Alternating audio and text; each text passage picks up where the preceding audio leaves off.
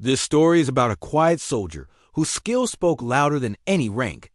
He asked about her shots in a casual tone, the kind that assumes the answer will be simple. The range went still after she replied, not because she raised her voice, but because truth has a way of silencing doubt when it finally steps into the open. Asterisk, what city are you watching from today? If this story resonated with you, hit subscribe for more stories about extraordinary people. She stood at lane 7, boots square, shoulders relaxed, eyes steady. Her name was Lena Ward, and to most people, there she was just another junior enlisted, the kind who blends into the background of a long training day.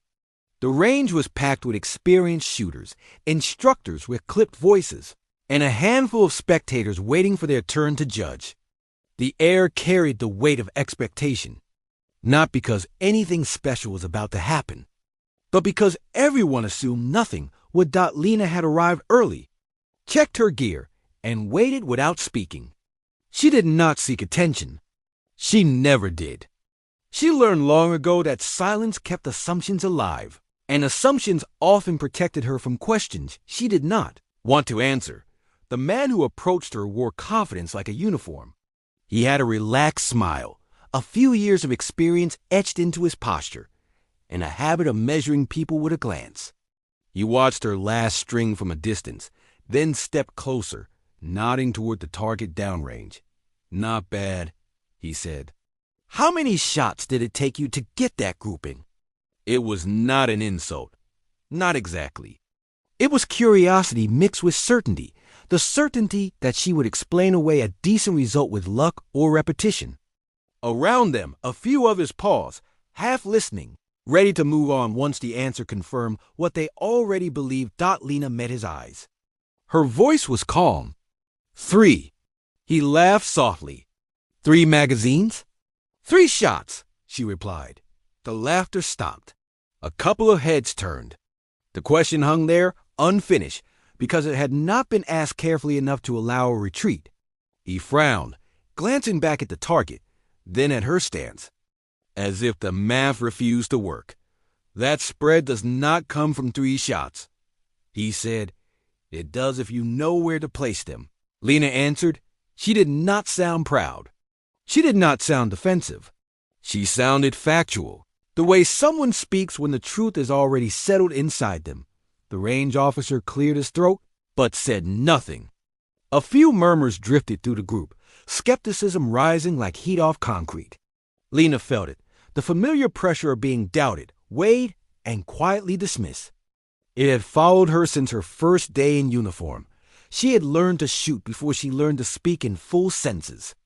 Her father had been patient, exacting, and relentless about fundamentals: breath control, trigger discipline, respect for the tool in your hands, and the responsibility it carries. He taught her that accuracy was not about strength, but about honesty with yourself. When she enlisted, she carried that lesson with her. She did not announce it. She did not advertise her scores. She let the numbers speak when they needed to, and stayed quiet when they did not. The man crossed his arms. "Care to prove it?" Lena nodded once. She did not smile. She did not bristle. She stepped back into position, as if this were just another repetition in a long day of repetitions. The range officer signaled. Lena raised the rifle, settled her cheek welled, and exhaled. She did not rush. She did not perform. She simply executed. 3 shots, measured, controlled, final. When the target was brought forward, the conversation died completely. The grouping was tight enough to make explanation unnecessary. The paper told a story that words could not soften or refra me. No one spoke at first. The man who had asked the question stared at the target, then at Lena, then back again, as if the sequence might rearrange itself into something more comfortable. "How long have you been shooting?" he asked. "All my life," she said. Someone else stepped in, curiosity now edged with respect. "Who trained you?" "My father," Lena replied. "And time." The range officer finally spoke. "You want to log that officially?" Lena shook her head. "Not necessary." That answer drew a few raised eyebrows. In a place where recognition was currency, she had just declined an easy deposit. The man who had questioned her looked unsettled, not by her skill alone, but by her refusal to leverage it. They reset for another round. Lena stayed where she was, not out of defiance, but out of comfort. This lane had become familiar, and familiarity breeds calm. Another shooter took the adjacent position, older, more decorated, the kind whose presence usually commanded space. He glanced at her target. "That yours?" "Yes, sir," Lena said. He studied her for a moment. "You mind if I watch?" She nodded. "Of course."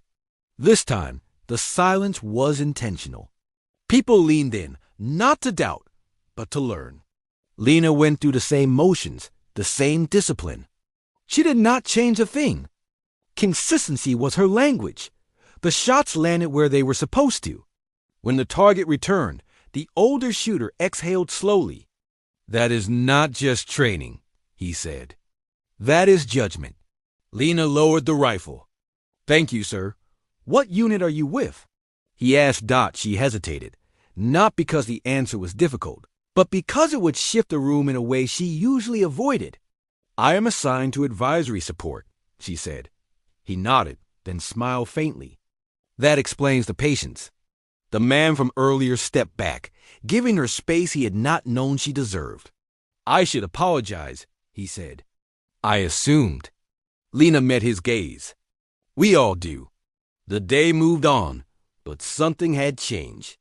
Conversation softened around her. Questions became respectful. The range, which had been loud with certainty, now felt thoughtful. Later, as she packed her gear, the older shooter approached again. "You ever think about instructing?" Lena paused. She thought of her father, of long afternoons under open sky, of lessons delivered without ego. "Maybe," she said, "if it helps someone learn." He nodded. "It will." As she left the range, Lena did not carry triumph with her.